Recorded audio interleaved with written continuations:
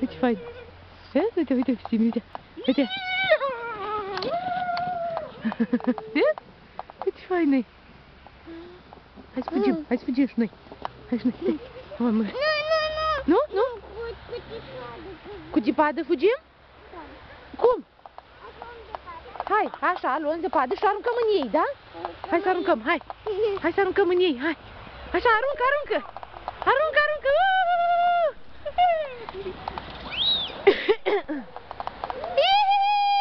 Hai, aruncă, aruncă. Hai. Hai, hai, încotură, hai. Cum e?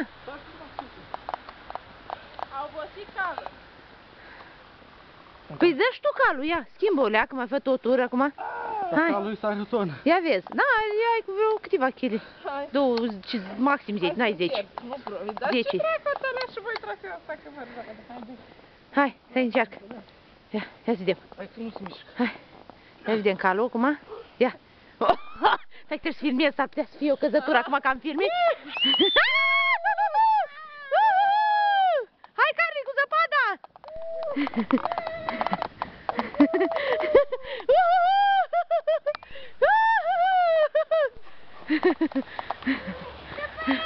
După ei! Să fugim! După ei! Zi-mi încet, încet, Simi, că e în spate Carla. După ei! Na, dacă n-ai urechi!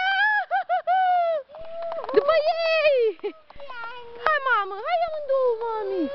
Hai! Hai, hai, mami! Hai, mami, hai!